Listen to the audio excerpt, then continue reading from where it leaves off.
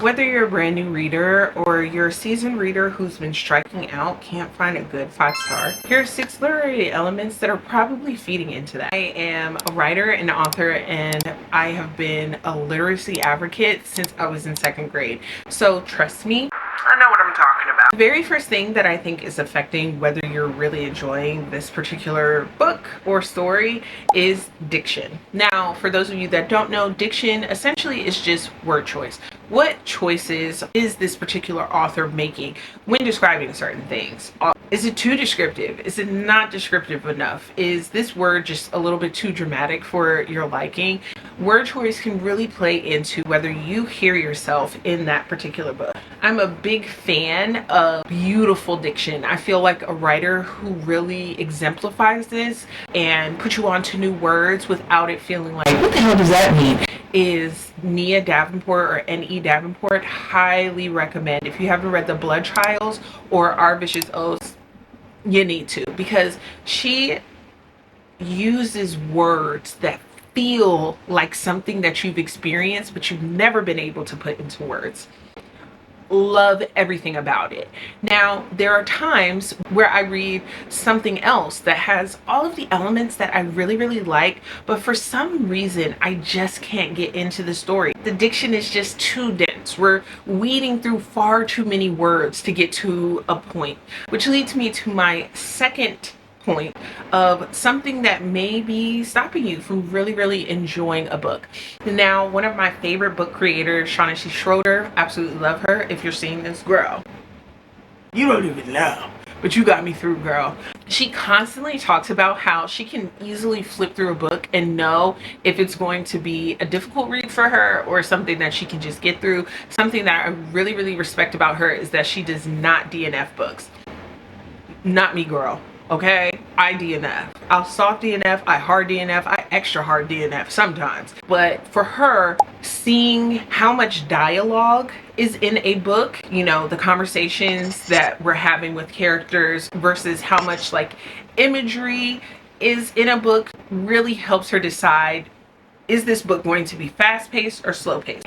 So it's one thing if somebody is explaining a story to you. It's another thing if you're watching that thing unfold. Now, you'll often hear, if you're a writer or you've ever been in writing circles, show, don't tell, right? And I find that some authors tell and don't show. It becomes this kind of long diatribe of description where you're kind of lost in the description that you don't even really know where you are anymore, versus having characters talk about something and allow you to orient. So if I say like Jane and Thandie are walking through the forest, it is thick and mossy, there's mud on their boots. That's one thing, that's imagery. I'm telling you what is happening. Versus Jane says to Thandie, ugh, this mud is making my new boots stick into the ground. Oh my God, these tree branches keep getting stuck in my hair. You're in the moment versus the moment being described to you. So for me personally, I don't really have a preference. If the diction is good, I can do an imagery heavy book. If it's not so good, I'm out of it. I love dialogue. I love when characters can share what's called exposition, where you're almost overhearing something and you learn something new. So say you are opening a book and the first thing is dialogue between two characters where they're like, are you gonna try to go for your LSAT a third time? Instead of, you know, Thandie has tried 3 times to get her LSAT. We found that out not from the narrator telling us, but simply because we found out almost by eavesdropping on these characters through the dialogue. One of the things that really can affect how you are experiencing a book is the choice of narrator or main character. Sometimes you are dealing with a main character, the other time you're dealing with a narrator. And I think for me, it really doesn't matter as long as I feel like they are putting me smack dab in the middle of the story Now, a particular book that I absolutely hated the narrator, and I was like, God, I wish this book was over, was The Catcher in the Rye. I distinctly remember having to read that in like 9th or 10th grade and being like, wow, this is probably the worst book that I have ever read. Not because it was poorly written or poorly executed. It was simply because I did not want to be in the mind of Holden. Now, I think that sometimes this can be a little overblown. Like, you know, we often talk about unlikable characters and unlikable main characters, but I think sometimes it offers a new perspective that sometimes if you go all the way through it, you know, which I personally don't have a really good track record with doing, you know, if you go all the way through it, you get to see this beautiful arc that happens, whether it's in the book or throughout a trilogy or series of this particular character growing, and it can really endear you to a character and a story. There are several books that I started out with and I was like, why did we pick this person? I don't want to be in their brain. I want to be in their friend's brain. You know what I mean?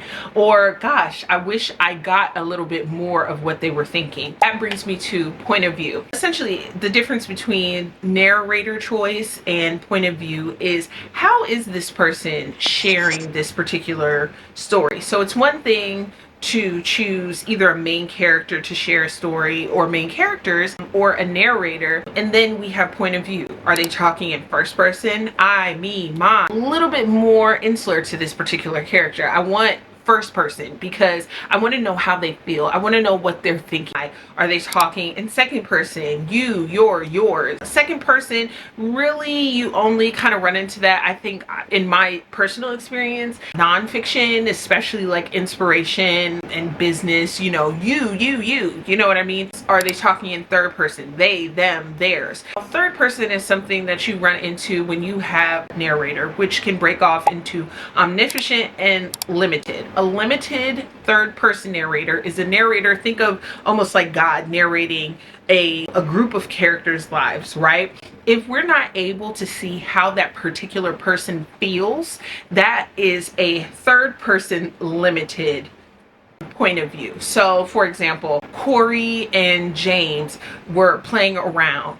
Corey punches James really hard in the arm. James holds his arm and looks at Corey with an imperceptible look and then runs away. Versus Corey and James are roughhousing. Corey thinks, you know, I know how we can take it up a level. I'm gonna punch James. And then it switches to James's mind, or it says, you know, James takes the hit and is reminded of blank. You know, I don't think I've ever had a particular problem with those two things. Sometimes it can be hard to kind of discern, like, is this limited? Is it omniscient? Now, speaking of point of view, there are times, especially when we're thinking of narrator point of view, we also have to think about, is this a singular or multi-perspective novel? Especially in fiction or romance, you will often find that there's either a singular narrator, which means we're only getting their point of view. Let's say the main character's name is Buffy and they're dating Brad. We're only getting Buffy's point of view. Or a better example is like Twilight. We got that entire series from Bella's perspective, but then Midnight Sun came out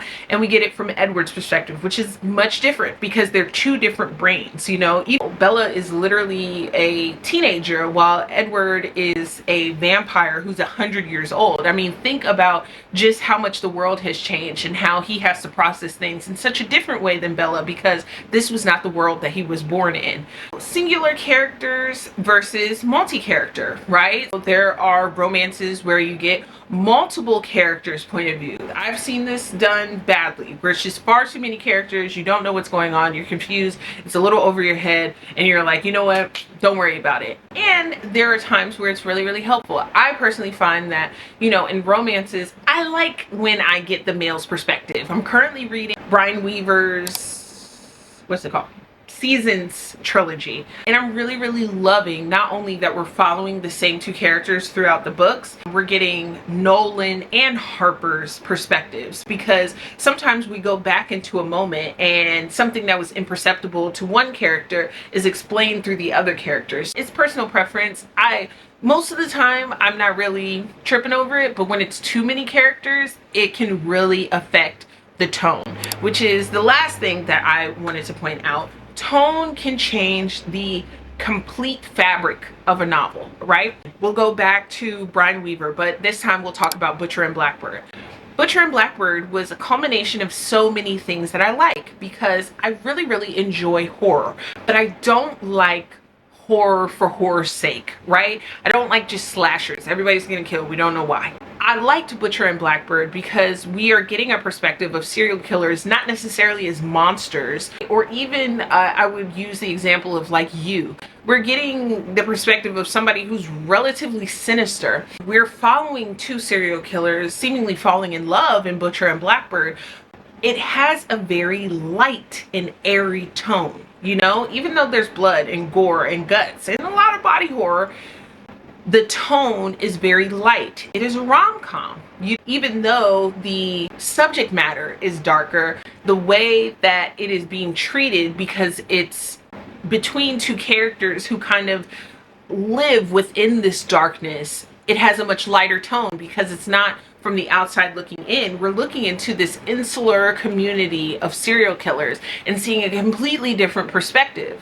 I really like that. For me personally, I think of it like, let's think of like Guillermo del Toro's Frankenstein versus Lisa Frankenstein. Guillermo del Toro has a very mysterious and layered and sometimes a little bit more serious tone, right? Versus Lisa Frankenstein, which is younger, it is lighter, and it is comedic in nature and tone, even though we're still dealing with, you know, the undead and resurrecting corpses. When the tone shifts, so does the story. For my 6 different literary elements that will help you more quickly decipher whether the book that you're reading is something that you want to continue or not. I'm hoping that you put these tips and these literary elements in your back pocket and now have more language to be able to describe why you did or didn't like a particular story. It also really helps when you're doing reviews and you're able to kind of understand a little bit more why you like this particular book versus why you didn't like this other book. It can really help the people that are reading the reviews understand if they really trust your perspective, but you know, they have a different opinion on a trope or a narration style or a point of view. It can be very helpful. Like, you know, if your holy grail is my book recommendations and you really like second person and I don't, and I just say, yeah, I really didn't like that book, you shouldn't read that book. And I'm not saying I didn't like it because of the point of view, but if you like second person, you should read it. It's a very different, it's a very thin line, but it can be extremely helpful, not only to, you know, readers, but to authors, because more people need to be able to find the books that they love. And I'm hoping that this video allowed you to do that. Thank you guys so much for watching. If you enjoyed this video, make sure to give me a thumbs up and hit that subscribe button, as well as that bell notification, so you're notified every single time I upload a new video. Thank you guys so much for your time. I really appreciate it. Bye.